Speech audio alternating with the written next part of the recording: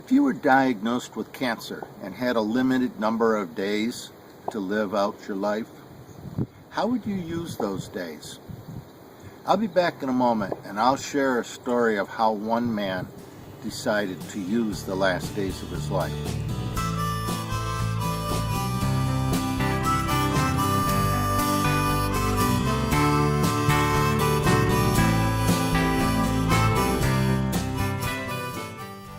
One of the wisest persons I've ever met was a client of mine who was diagnosed with late-stage cancer. I'll call him John. When John first discovered that he had cancer, he did what so many of us are prone to try. He began searching for Eastern cures. He changed his diet. He signed up for every drug trial, every cure he could find.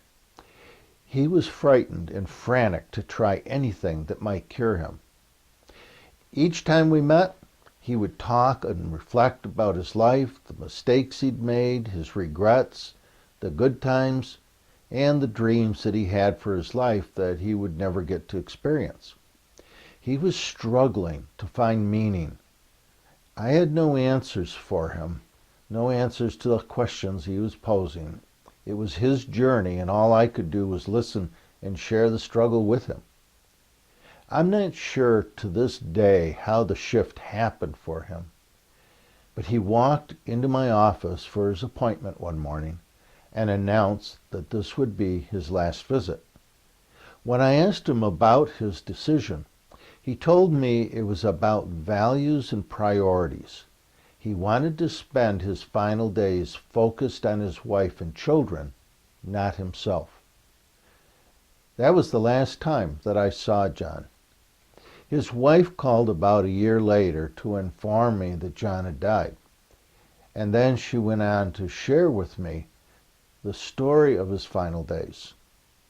It turns out that he dropped the battle against his cancer and spent the last 8 months of his life sharing experiences with his wife and 3 children. She said he began offering his children all of the experiences he could. He took them to theater plays in New York City. They traveled to the Grand Canyon. He took them hiking, camping in several national parks. He took them skiing and ice skating.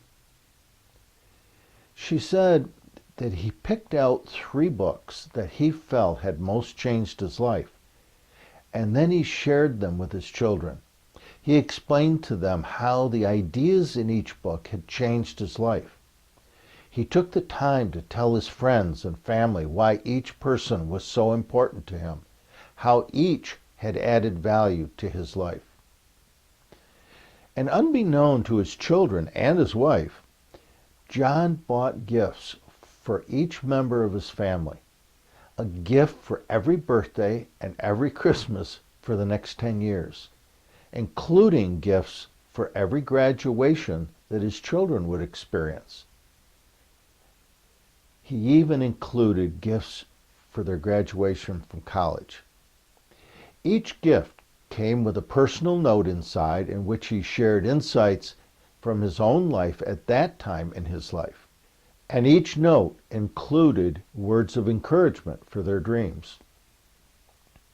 She paused for several moments to collect herself and then ended the call by thanking me for having changed John's life and the life of their family. I thanked her for sharing the story with me.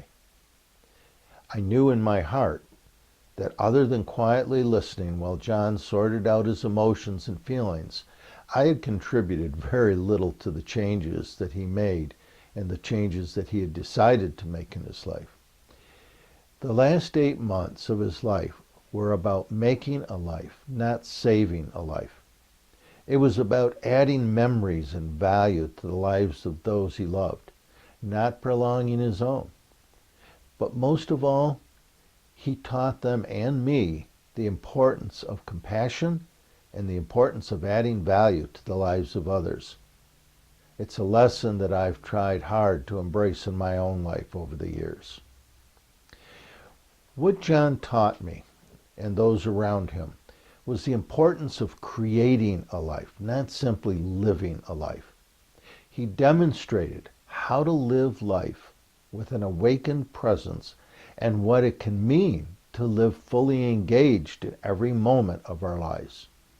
As I said, John was one of the wisest men that I've ever had the privilege of knowing, and that knowing changed my life.